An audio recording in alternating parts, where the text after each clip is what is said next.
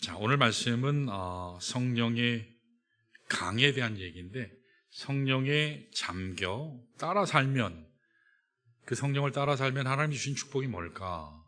성령을 따라 살면이라는 그런 제목이 아니고, 성령에 잠겨, 성령의 강수에 잠겨 성령을 따라가면, 그렇게 성령이 이끄시는 삶을 따라가면 어떤 축복을 얻을 수 있을까?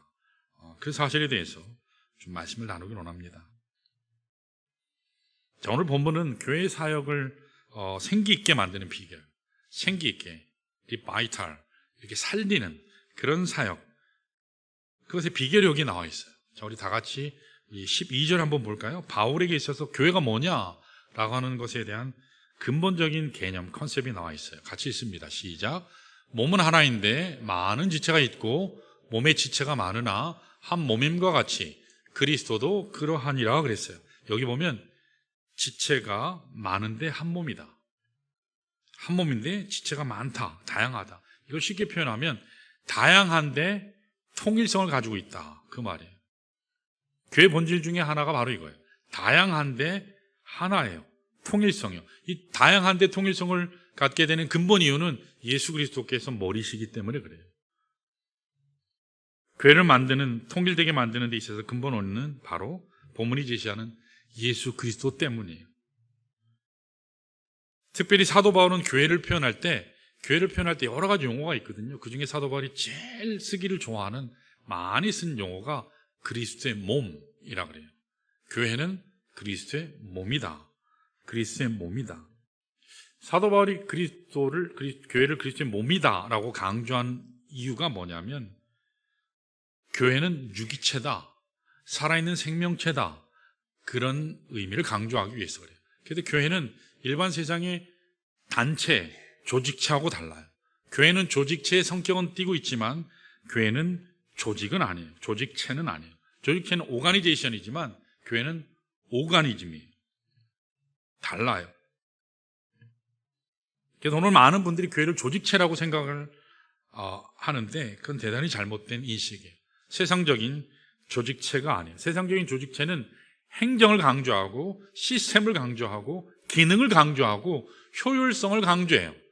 교회에서 만약에 효율성을 강조한다면, 교회에서 기능을 강조한다면 최고의 공부한 사람, 가장 똑똑한 사람, 또 최고의 투자자들을 섭외해서 교회에 투자하게 하고 사업을 확장하고 뭐 그런 식으로 해야 될 거예요. 최고의 강사들을 섭외해서, 그리고 어떤 자리에 인사 배치도 제대로 잘하고. 교회는 시스템이 아니고요. 교회는 회사가 아니에요. 교회는 생명력이 있는 하나님의 것이에요. 이게 바로 교회예요. 그래서 교회 머리는 예수님께서 머리가 되셔서 직접 다스리시고 움직이시는 곳이에요. 그게 살아있는 생명체가 교회입니다. 하나님의 교회 머리가 예수 그리스도이기 때문에 십자가의 은혜와 부활의 능력이 나타나는 곳입니다. 십자가의 은혜와 부활의 권세를 가지신 예수 그리스도께서 교회를 다스리면 생명이 일어날 수밖에 없어요. 은혜로 충만할 수밖에 없어요. 그래서 교회는 신비해요. 자기 돈 들이고 자기 시간 내고 자기 열정 들이고도 감격해요. 더 드리지 못해서 죄송해해요. 그리고도 감사해요. 그리고도 기뻐해요. 자랑이 없어요. 더 못해서 하나님 앞에 송구스러운 것뿐입니다. 왜 그럴까요? 십자가의 은혜 때문이에요. 부활의 능력 때문이에요. 그래서 말씀 자체이신 예수 그리스도께서 교회를 다스리시면 교회에는 진리가 있을 수밖에 없는 것입니다. 무엇보다도 십자가 사랑을 안고 그분 예수 그리스도께서 교회를 다스리게 되면 교회 안에 있는 모든 자들이 변화를 받게 돼요. 회복을 경험하게 돼요. 치유의 역사가 일어나게 돼요. 기쁨이 다시 살아나게 된다라는 것입니다. 자, 이와 같은 것이 오늘 본문에서 사도 바울이 제시하는 교회의 모습이에요. 그런데 이와 같이 그리스도의 몸이 참 귀한 것이고 그리스도의 몸 안으로 들어와야 되는데, 하나님이 주시기를 원하시는 모든 복을 그때 누릴 수가 있는데, 문제는 예수 그리스도 몸 바깥에 있었던 사람들이 몸 안으로 어떻게 들어올 수 있느냐? 그리스도의 몸 밖에 있었던 사람들이 어떤 과정을 통해서 그리스도의 몸 안으로 들어올 수 있는가? 이 그리스도의 몸 안으로 들어올 수 있게 만드는 중요한 비결 하나가 오늘 본문 13절에 나와요. 그리스도의 몸 안으로 들어온다, 들어오는 과정이다. 이것을 표현하면 구원 사건이라고도 표현할 수 있어요. 자, 우리 13절 같이 한번 읽어볼까요? 시작. 우리가 유대인이나 헬라인이나 종이나 자유인이나 다 한 성령으로 침례를 받아 한 몸이 되었고 또 다 한 성령을 마시게 하셨느니라. 그렇게 말씀했어요. 자, 여기 보면 대단히 중요한, 오늘 이건 신학적으로도 그렇고 우리가 신앙적으로도 굉장히 중요한 말씀이 오늘 본문의 이 13절이에요. 성령으로 침례 받는다, 아니면 성령으로 세례 받는다. 이것에 대한 해석이 굉장히 다양해요. 어떤 분들은 이것을 성령 침례다, 성령 세례다 그렇게 얘기하기도 하고, 어떤 분들은 성령 받는 것이다 그렇게 얘기하기도 하고, 어떤 분은 성령 충만이다 그렇게 얘기하는 분도 있고, 어떤 분은 독특한 체험이다 그렇게 얘기하는 분들이 있어요. 다양한 해석이 있어요. 자, 그런데 오늘 여기 있는 본문 한 성령으로 침례를 받아, 여기 있는 말만 딱 떼서 보면, 여기 있는 말만 보면 성령으로 침례받는 것은 한 몸을 이루어가는 과정이다, 그것을 알 수 있어요. 뭐라고요? 한 몸을 이루어가는 과정. 한 몸을 이루어가는 과정. 그리스도와 한 몸을 이루어가는 과정. 영어 성경을 보면 훨씬 더 분명해져요. 성령에 의해서 우리 모든 사람이 침례받음으로 한 몸이 된다. 영어를 한글 번역하면 이렇게 되거든요. 한 몸 안으로 들어오게 하는 사건, 이게 바로 Baptism of Spirit, of the Spirit, 성령 침례라고 얘기할 수 있어요. 자, 오늘 어떻게 보면 목사님 설교 시간에 왜 이렇게 어렵게 얘기하세요? 근데 이거 여러분들이 아셔야 돼요. 그렇기 때문에 말씀드리는 거예요. 교회 바깥에 있었는데, 그리스도의 몸 바깥에 있었는데, 이 사람들이 교회 안으로 들어오려면 반드시 성령으로 침례를 받아야 돼요. 성령으로 세례를 받아야 돼요. 그때 그리스도의 몸의 지체가 되는 거거든요. 그게 제가 얘기하는 게 아니라 오늘 본문 하나님의 말씀을 이렇게 얘기해요. 자, 그런데 여기 오늘 본문에 표현된 침례 받는다라는 이 표현이, 여러분들은 익숙하지 않지만 헬라 보면 문법이 독특하거든요. 여러분 영어에도 현재 완료 시제라는 게 있어요. 그건 현재 완료는 have 플러스 과거형 PP 이렇게 해가지고, 이거는 지속성을 나타내기도 하고, 어떤 경험을 나타내기도 하고, 어떤 것이 딱 끝났다 완료를 나타내기도 하고, 지속적인데도 쭉 지속되느냐, 간헐적으로 지속되느냐, 어떤 건 결과를 딱 나타내기도 하고. 그 영어에서 현재 완료 용법은 그렇거든요. 여기 학생부가 없어서 저는 학생부한테 꼭 물어보고 싶어요. 너 학원 영어 제대로 다니냐? 문장 딱 놓고 한번 해석시켜보고 싶어요. 엄마 아빠는 돈 열심히 벌어서 학원 보내는데 놀고 있는 거 아니냐? 오늘 여기 본문은 헬라어 문법에 보면 에오리스텐스라는 게 있어요. 헬라에서 에오리스텐스라고 하는 것은 특별한 시제인데, 여기는 시제 용법은 인생에 있어서 단 한 번 일어나는 사건을 표현할 때 쓰는 시제예요. 딱 한 번 있을 때 쓰는 시제. 우리가 그리스도로 말미암아 회개함으로 죄사함 얻는다 할 때 그 그때 회개하는 건 딱 한 번이에요. 한 번이에요. 이 사건은 평생 한 번 일어나는 사건이에요. 반복되는 게 아니에요. 어떤 분들은 성령 충만과 같은 것으로 보기도 하는데, 성령 충만은 반복되는 거예요. 그렇잖아요. 여러분 에베소서 5장 18절 한번 볼까요? 여기 이렇게 나와요. 같이 읽습니다. 시작. 술 취하지 말라. 이는 방탕한 것이니 오직 성령으로 충만함을 받으라. 그렇게 얘기했어요. 여기 성령으로 충만함을 받으라. 여기는 이 말은 현재 시제예요. 현재 시제는 계속 되어 오는 거예요. 이게 반복되는 걸 얘기하거든요. 오늘 충만 받았지만 내일은 충만 못 받을 수도 있고, 그러나 다른 날 충만 받고 또 그 다음 날 충만 받을 수도 있는 겁니다. 성령 충만은 반복되는 것을 얘기해요. 그런데 오늘 본문에서 얘기하는 성령 침례, 성령으로 침례 받는 것은 딱 한 번 일어나는 사건이에요. 그래서 많은 성서학자들이나 목회자들은 여기 있는 이 사건을 통해 그리스도 몸 안으로 들어온 이 사건을 구원받는 것으로 얘기해요. 성령 침례는 구원을 얘기하는 거예요. 구원과 동일한 사건으로 보고 있어요. 자, 제가 말씀드렸는데 앞에 있는 한 성령으로 침례를 받아, 여기는 요 말만 딱 떼서 보면 아우리스텐스로 해서 딱 한 번 일어나는 사건이에요. 자, 그런데 그 뒷말을 보면, 뒤에 있는 말의 문맥을 보면 여기는 의미가 달라지는 걸 알게 돼요. 텐스는 그런데 실제 의미는 사도 바울이 구원에 대한 얘기를 하기 위해서 굳이 밥티조란 말을 한국에서는 세례라고 번역했거든요. 원래 침례라는 말이에요.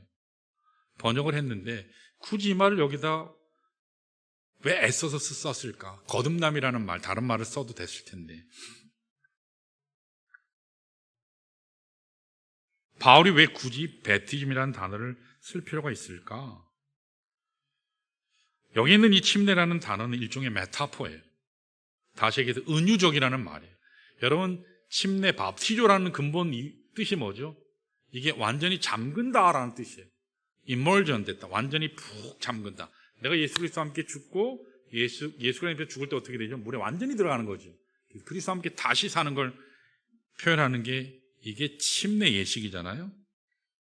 그것을 강조해서 표현하는 거예요. 이거는 모든 하나님 말씀 공부하는 사람은 다 동의해요. 침례가 그런 뜻이라고 하는, 밥티조라는 뜻이 바로 그런 뜻이라는 거예요. 푹 잠근다라는 뜻이에요. 실제로 예수님께서 요단강에서 베티즘 받으셨어요. 침례 받으셨어요. 그 예수님께서 침례 너희도 주라 그랬는데 그때 침례는 어떤 걸까요? 물만 이렇게 찍는 그게 아니에요. 그게 아니라 완전히 잠그는 거예요. 머리부터 발끝까지 잠기는 걸 얘기해요. 머리부터 발끝까지 잠기는 걸 얘기해요. 그 의미가 중요한 거예요. 그래서 여기 사도 바울이 이 단어를 밥티조라는 말을 굳이 차용한 이유는 성령으로 말미암아서 머리부터 발끝까지 완전히 우리 심령이 잠기는 것을 표현하기 위해서 단순히 거듭난 사건, 구원만 표현하는 것이 아니라 거듭난 후에 나의 삶이 성령에게 잠겨지게 되는 사건, 이것을 표현하기 위해서 밥티조라는 말을 애써 썼다라는 거예요. 자, 13절 하반부를 보면 거기 이렇게 나와요. 읽을까요? 시작. 또 다 한 성령을 마시게 하셨느니라. 자, 여기 보면 성령을 마신다라는 표현이요. 이때 이 표현은 동사가 지속적인 것을 표현할 때 쓰는 동사를 써요. 지속적. 마시는 건 한 번 마시고 끝나는 게 아니라 계속 한 번 경험하고 끝나는 것이 아니라 지속적으로 마시고 마시는 지속적인 체험을 강조하고 있어요. 저는 여기서 대단히 중요한 능력 있는 크리스찬의 삶을 사는 데 중요한 비결이 여기 있다고 생각해요. 여러분, 우리가 신앙생활할 때 단순히 교회에 나오고 등록하고 교회 멤버가 되는 것으로 충분하지 않다라는 거예요. 내가 교회 안에 들어올 뿐만 아니라 성령에 잠겨야 된다. 오늘 하나님께서 말씀하세요.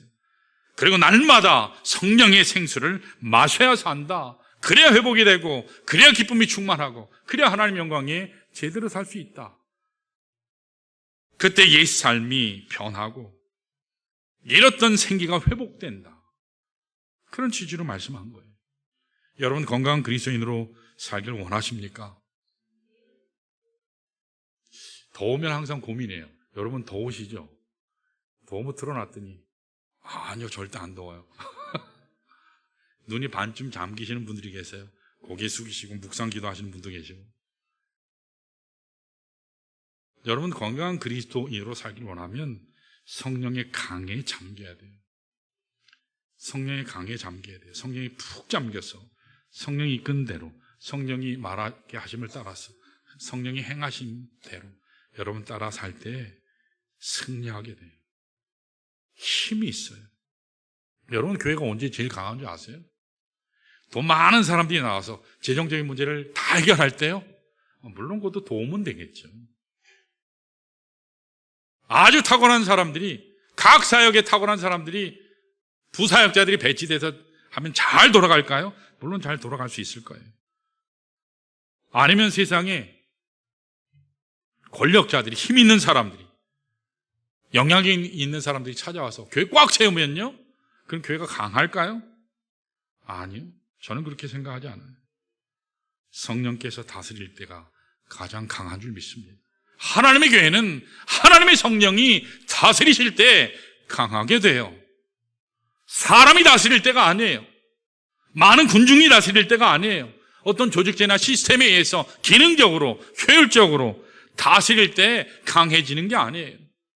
성령이 주권자가 되셔서 교회를 다스리면 세상의 교회를 감당할 수 없게 될 줄 믿습니다. 그게 교회예요. 자, 오늘 말씀을 통해서 여러분과 제가 세상의 강물에 잠겨 사는 자가 아니라 성령의 강에 잠겨 살게 되면 어떤 축복이 주어질까? 오늘 본문을 통해서 좀 나누겠습니다. 자, 첫 번째로 따라할까요? 바른 역할의 축복이 있다. 여러분, 교회 안에서 바른 역할을 할 수 있는 것은 성령을 통해서 그리스도 안에 들어와야, 성령에 잠길 때에야 이게 가능해요.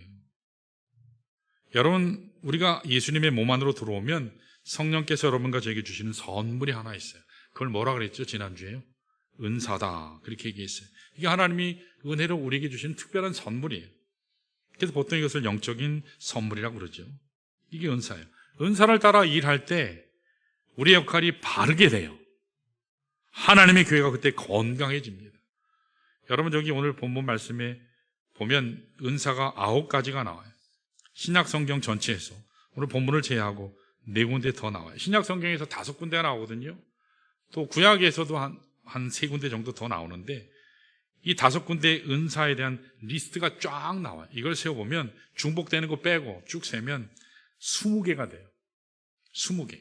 은사가 20개가 돼요. 신약에서 얘기하는 게. 자, 그런데 여기도 어떤 분들은 마태복음 19장 12절에 예수님께서 특별히 천국을 위해 독신이 되는 경우도 있다. 받을 만한 사람만 받는다. 이 독신을 또 은사라고 보는 그런 경우를 같이 얘기하면 21개가 돼요. 근데 여기에 또 어떤 분들은 순교도 은사다. 박애, 이렇게 정말 많은 부분에서 자선하고 사랑하는 것도 은사다. 어떤 경우는 선교사도 은사다. 중보기도도 은사다. 축신하는 거, 귀신 쫓는 것도 은사다. 가난까지도 은사다. 여기 가난은 능력이 없어서 가난한 게 된 게 아니라 자발적인 가난을 얘기하는 거예요. 이걸 다 합치면 한 27개 돼요. 자, 그런데 이걸 한마디로 요약하면 뭘까요? 왜 이렇게 은사를 많이 주셨을까요? 은사는 다양하다, 그 뜻이에요. 다양하다. 다양하게 하나님을 섬기는 은사, 이것이 모일 때, 역할을 감당할 때 하나님의 교회가 건강하게 되고 우리의 삶도 바르게 된다, 그런 뜻이에요. 그래서 하나님께서는 유니크한 꼭 필요한 은사를 나에게 주셨는데, 이 은사를 가지고 바르게 사용할 때 하나님께 영광이 되는 거죠. 열심히 잘 섬기는 사람을 시기하거나 그런 건 하나님 앞에 바른 모습이 아니죠. 여러분, 우리가 은사를 올해도 참 많이 하나님 앞에 섬기신 분들로 인해서 참 감사해요. 사람 바라보지 않고 여러분, 하나님이 주시는 그 은사대로 하나님 바라보며 하나님의 사역을 감당하면 여러분, 하나님께서 영광 받으실 줄 믿습니다. 그리고 우리 모두에게 기쁨 충만하게 돼요. 성령 안에서 각자 역할을 잘 감당하면 교회가 건강하게 돼요. 성령을 통해 교회 안에 들어오면 내가 하는 바른 역할을 하는 축복이 첫 번째 축복이에요. 자, 두 번째 따라할까요? 채워주심의 축복이 있다. 여러분, 성령을 따라 살면 바른 역할의 축복이 있고 채워주심의 축복이 또 있어요. 자, 아까 읽었지만 13절 하반절을 보면 이렇게 나와요. 자, 다시 한번 읽습니다. 시작. 또 다한 성령을 마시게 하셨느니라, 이렇게 얘기해요. 자, 여기 성령 침례를 받은 후에 뭘 강조하죠? 마실 것을 강조해요. 마시래요. 여러분, 이유가 뭘까요? 왜 마실까요? 목마르니까 마시는 거예요. 솔직히 우리가 이 땅을 살아가면서 목마름이 없는 자가 있을까요? 아무도 없어요. 다 목말라요.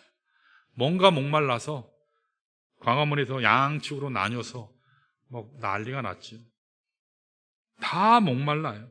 목마르지 않는 사람은 아무도 없어요. 사람들마다 경우는 다르지만 다 무엇인가 목마름에 갈급해해요. 어떤 사람에게는 사랑에 대한 목마름이 있어요. 어릴 적에 부모에게 학대당하고 누군가에게 버림당한 사람은 사랑에 대한 이 목마름이 나중에 나이 들어서도 성인 아이가 돼서 이렇게 애착관계를 갈구하는 그런 모습을 보게 돼요. 또 어떤 사람은 이 안전에 대한 목마름이 있어요. 그래서 어릴 적에 누군가 자기를 지켜주지 않고 부모도 자기를 버렸다, 지켜주지 않았다. 그런 경우에는 이 불안지수가 굉장히 높아요. 항상 마음이 두근두근. 여러분 심장 한번 이렇게 한번 만져보세요. 두근두근. 공포하고 달라요, 불안은. 공포는 대상이 있는 건데 불안은 대상이 없어요. 두근두근해요. 항상 불안해요. 두렵습니다. 어디에 정착하지 못해서 항상 떠돌아다녀요. 안전에 대한 갈증 때문에 그런 겁니다. 또 어떤 분들은 만남에 대한 목마름이 있어요. 외로우며 지독히 외로워요. 오늘 한국 사회 보면 굉장히 외롭다 그러거든요. 우리 청년들이 이렇게 공부할 때 인생에 있어서 제일 두려움이 뭐냐? 그랬더니 어떤 청년이 그런 대답을 했어요. 목사님, 저는 혼자 죽을까 봐 두려워요. 20대인데 고독사 할까 봐 두려워요. 그 얘기할 때 제가 굉장히 마음이 아팠어요. 1인 가구가 점점 늘어나잖아요. 그 외로움이 있는데 외로울수록 더 가까이 가는 게 아니라 더 떨어져요. 오늘날의 우리나라 사회를 보면 고슴도치 사회가 아닌가 생각이 돼요. 제가 이민 목회하면서 그런 걸 참 많이 느꼈거든요. 사람들이 너무 외로워요. 너무 추워요. 인생의 겨울을 만나면 어디 나를 따뜻하게 안아줄 사람이 없을까? 서로 저 사람은 나를 환대해 주겠지. 여기 가면 나를 따뜻하게 품어주겠지. 저쪽에서 한번 배신당하고 잘 살피다가 다시는 배신 안 당하리라. 그러다가 누군가에 갔는데 사랑한다고 생각을 했는데 자기 눈에는 가시가 안 보였던 거죠. 사랑한다고 서로 꽉 끌어안았어요. 여러분 고슴도치끼리 끌어안으면 어떻게 될까요? 서로가 엄청 찔러요. 그리고 놀래가지고 또 떨어져요. 피를 철철 흘리면서 외로운데 찔림이 아프니까 또 거리를 둬요. 오늘 우리 한국 사회가 그러지 않나 싶어요. 외로움, 고독으로 인한 갈증을 가진 사람들이 참 많아요. 그 외에 명예에 대한 갈증이 있어요. 칭찬에 대한 갈증, 인정받음에 대한 갈증. 오늘 많은 젊은이들이 얘기하는 공감에 대한 갈증, 각양각색의 갈증을 안고 살아요. 오늘 이 나라, 우리 대한민국은 안전에 대한 갈증이 극한 시절에 있는 것 같아요. 정치적인 갈등이 심해요. 나라가 요동치는 갈등의 상황입니다. 정말 우리 모두가 간절하게 기도해야 될 상황이에요. 바른 선택을 해야 할 누란짓의 형국이 오늘 지금 대한민국입니다. 경제적인 척박함의 길로 점점 들어서고 있어요. 세대 간의 갈증으로 힘들어해요. 많은 이슈에 관한 첨예한 대립으로 화해의 목마름이 커져가고 있습니다. 이렇게 척박한 갈증의 삶을 살면서 목마름이 없을 수가 없어요. 다 있어요. 모두에게 갈증이 있고 모두에게 목마름이 다 있습니다. 여러분들은 어떤 목마름이 있으세요? 여러분, 그런데 이 목마름이 있을 때 그 목마름을 어떻게 채우세요? 세상의 물질을 가지면 가능할까요? 혹은 쾌락의 술잔을 들이키면 가능할까요? 아니면 넷플릭스, TV 열심히 시청하면 오징어 게임 2 나온다 그러던데 방영도 안 했는데 벌써 최우수상이라고 상도 주더라고요. 그래서 참 대단하다 그랬어요. 이런 것들이 우리의 갈증을, 목마름을 채워줄 수 있을까요? 아니요. 궁극적으로는 절대로 채워지지 않아요. 세상이 나에게 안겨주는 잔은 마시면 마실수록 더 갈증이 나요. 우리를 살릴 수 없어요. 여러분, 미국에 하워드 휴즈라는 사람이 있거든요.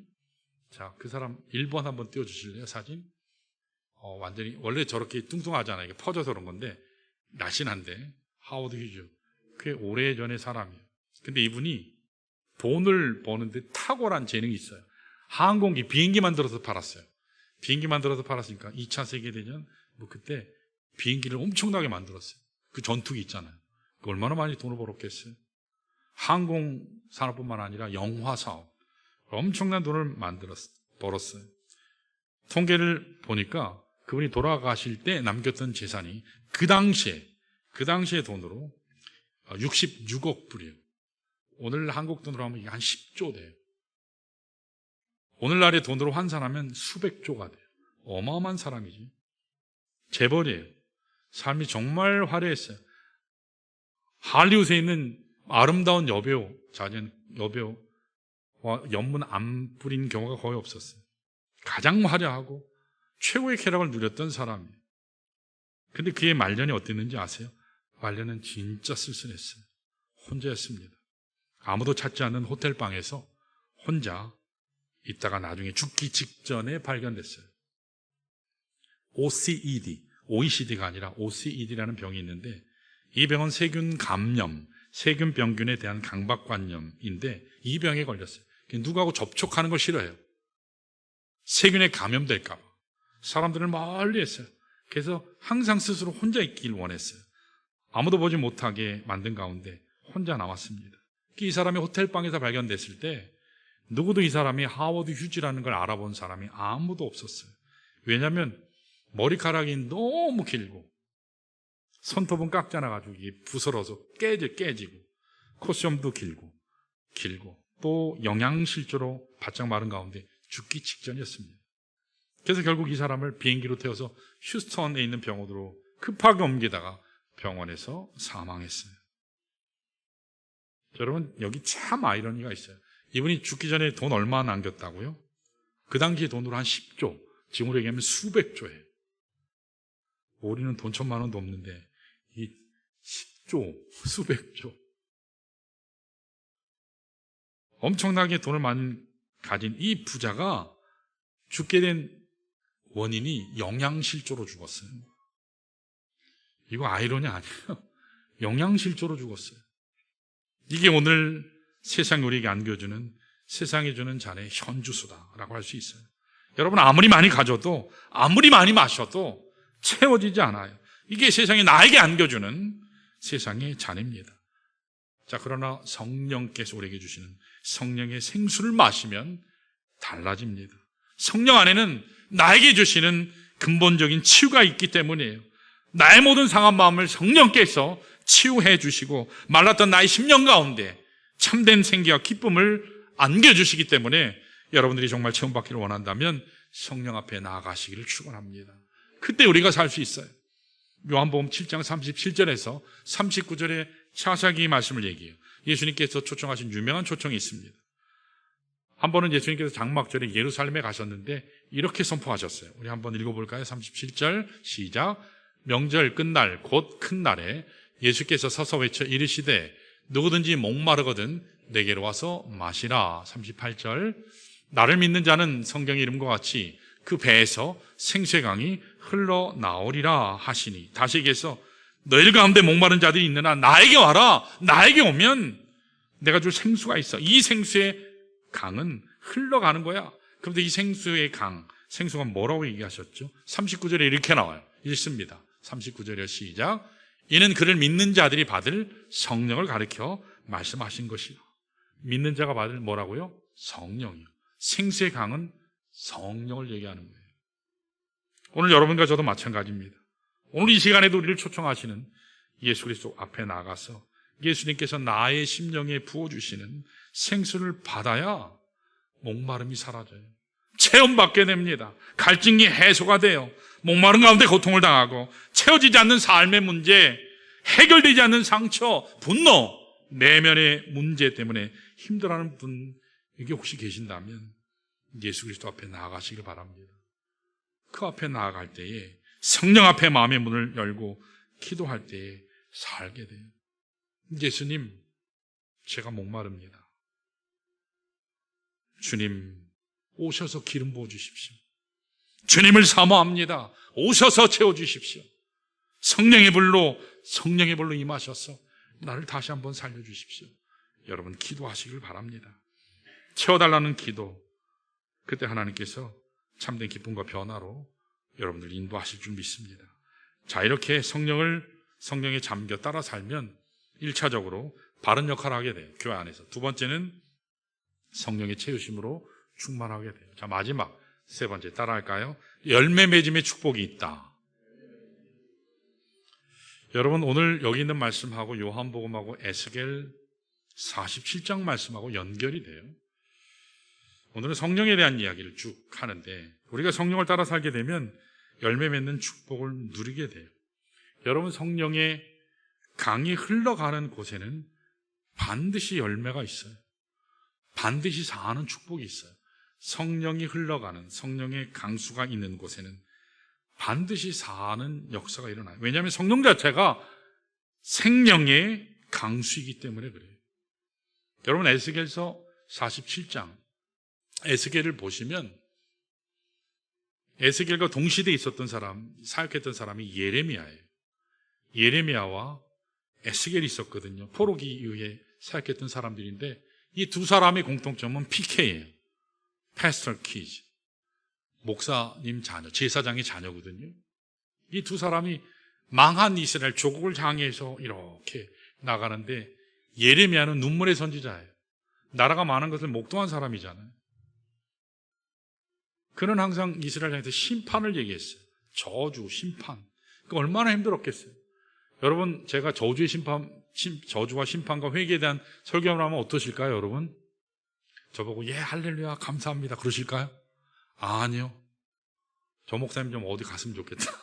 그러지 않겠어요? 근데 그 반면에 여기 있는 에스겔은 하나님께서 주시는 그 환상 가운데 비전이요. 회복에 대한 비전, 부흥에 대한 비전을 그가 갖게 돼요. 오늘 말씀도 마찬가지. 저는 그래서 이 시대가, 우리 대한민국이 꼭 이스라엘의 이런 예레미야와 에스겔이 살았던 그런 시대와 유사하지 않나 생각이 돼요. 그럼에도 불구하고 하나님은 우리에게 여전히 비전을 주세요. 소망을 주세요. 부흥의 은혜를 주신다는 사실이에요.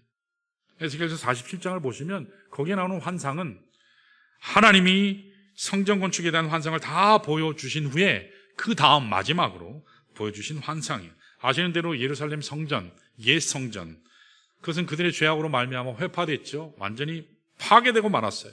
예루살렘 성이 회파되고 파괴되는 동시에 하나님의 영광이 예루살렘을 떠났죠. 그게 에스겔서의 메시지입니다. 자, 그런데 하나님께서 하나님의 때가 되면 성전을 회복하신다. 하나님의 임재가 다시 성전 가운데 주어진 후에 그 다음 주신 환상, 이것은 환상인 동시에 하나님이 주신 비전이에요. 꿈이에요. 미션입니다. 사명이에요. 여러분들 그 내용 잘 아시죠? 성전 문지방에 물이 흘러내려와요. 물이 흘러내려오는 환상이에요. 물이 성전 문지방에서 흘러내려오는데 남쪽으로 갔다가 북쪽으로 갔다가 동쪽으로 흘러가는데 1,000척쯤 가서 강물을 재보니까 발목까지 왔어요. 또 1,000척쯤 가서 강물을 재보니까 이번엔 무릎까지 왔어요. 또 1,000척쯤 가서 강을 재보니까 허리까지 왔어요. 그러다가 또 1,000척쯤 지난 후에 강물을 재보니까 능이 넘지 못할 강, 그러니까 완전히 잠겨버리는 그런 강 상태가 됐대요. 여러분, 우리가 구원받고 성령의 역사하심을 지배받긴 하는데 넓긴 넓은데 굉장히 얕은 삶을 살아요. 발목까지밖에 안 가요. 잠기긴 잠기는데 내 마음대로 해요. 이것은 아직 잡힌 상태가 아니죠. 무릎까지 가게 되면 인간적으로는 불편하죠. 그러나 내 마음대로 여전히 해요. 그러다가 허리까지 차게 되면 많이 불편하죠. 물의 흐름에 지배를 받으니까. 그러나 결정적인 순간에는 내 뜻대로 해요. 성령의 강수가 이끄는 대로, 성령이 이끄는 대로 하지 않고 내 마음대로 하게 돼요. 그런데 만일 강물이 너무 많아서 건너지 못할 정도로 물에 완전히 잠기면 그럼 어떻게 될까요? 우리가 강물 속에 완전히 잠기면 어떤 일이 벌어지게 될까요? 내 마음대로 못해요. 성령의 강이 흘러가는 대로 따라가요. 이게 성령에 사로잡히는 모습입니다. 소위 말하면 이게 성령의 충만한 모습이에요.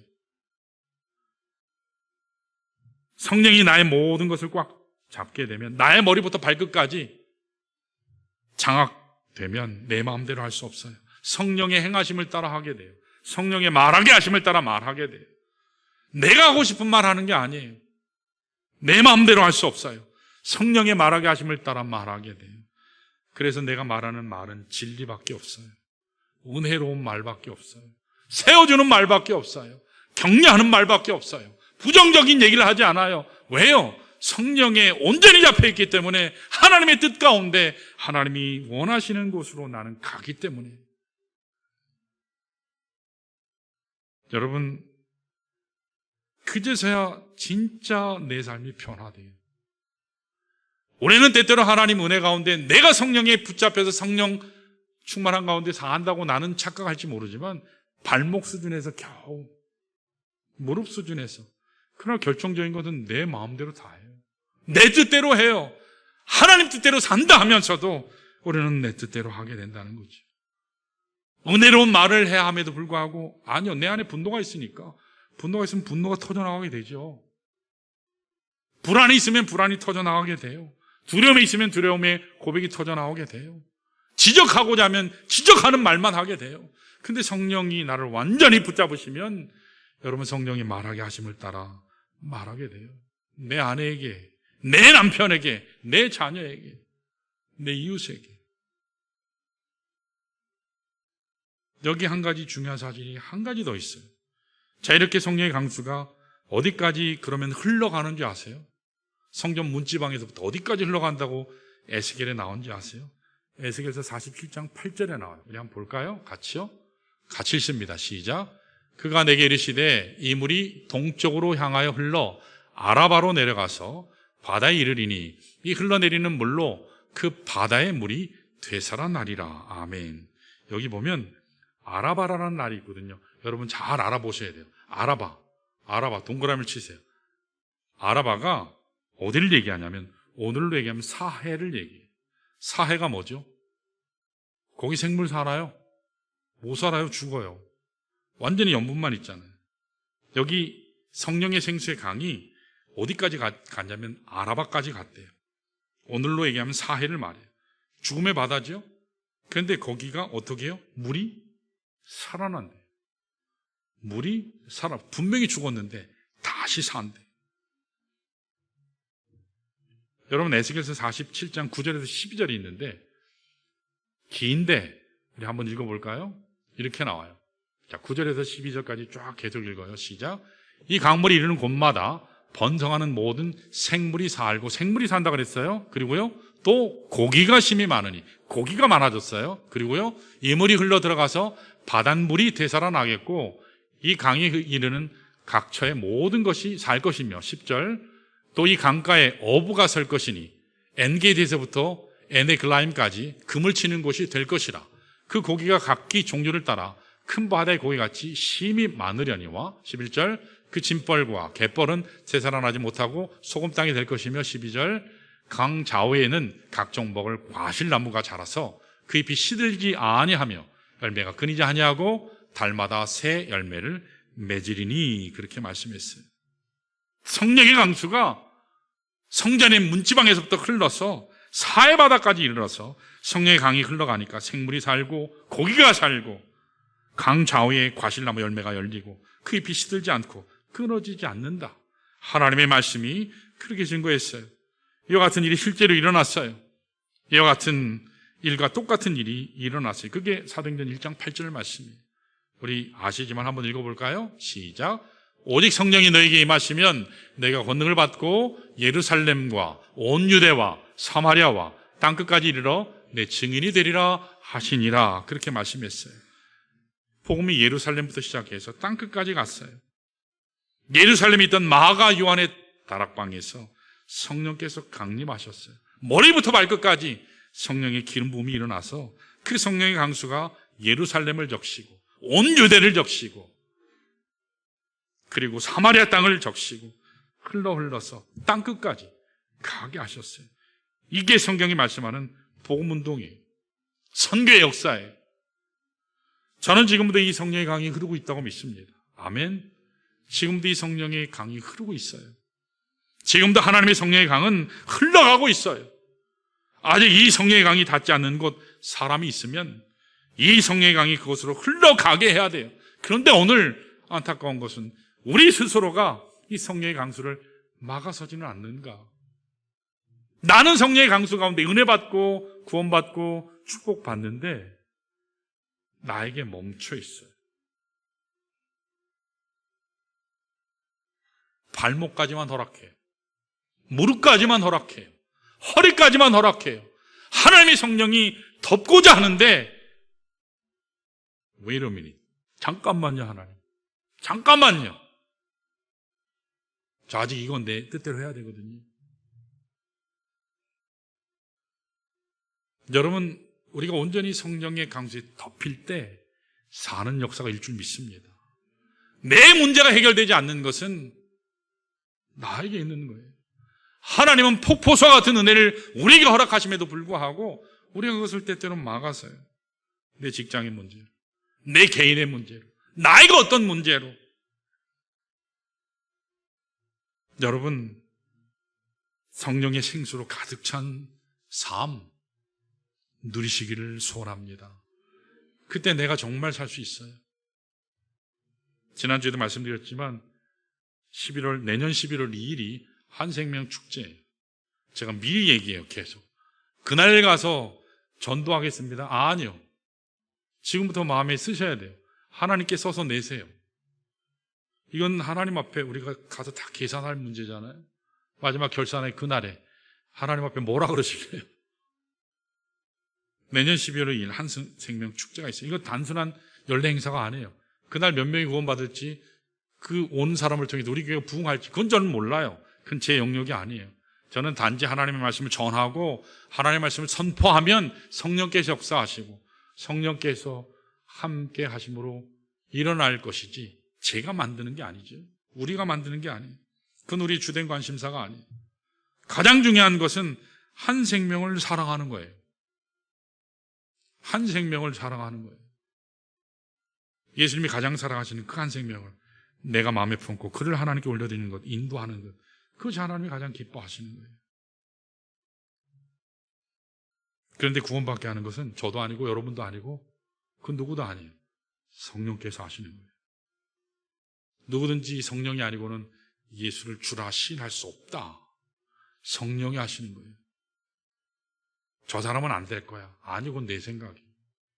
아직은 때가 아니에요. 그건 내 생각이. 때를 얻든지 얻지 못하든지. 여러분, 그 한 생명을 품고 주님 앞에 그날에 나아가는 우리 모두 됐으면 좋겠어요. 혹시 여러분 가운데 내가 오래 교회 다녔는데 내 심령이 메말라 있습니다. 하나님 나를 도와주십시오. 내게 목마름이 있습니다. 나를 살려주십시오. 그런 마음으로 이 자리에 앉아 계신 분들, 이 시간에 우리 다 같이 일어나셔서 말씀 기억하시면서 하나님 앞에 기도하셨으면 좋겠어요. 여러분, 내 마음 가운데 심령이 메마르고 우리 시간에 고개 숙이시고 두 눈 감고 하나님 앞에 나가면 좋겠습니다. 내 심령이 말라버리고 예배를 드리고는 있지만 감격도 없고 마음속에 시험만 들고 내 마음속에 답답한 것들로 막혀있는 이와 같은 심령이 혹시 있다면 이 시간 성령의 은혜를 간구하시기 바랍니다. 성령께서 내 마음을 깨뜨리고 들어오셔서 나의 메마른 심령 가운데 성령이 생수를 부어주시고 다시 한번 새롭게 일어날 수 있도록 주님 도와주십시오. 이 같은 기도를 우리 다 같이 함께 기도하시고 우리 하나님 앞에 결단하는 시간 갖겠습니다. 우리 다 같이 기도합니다.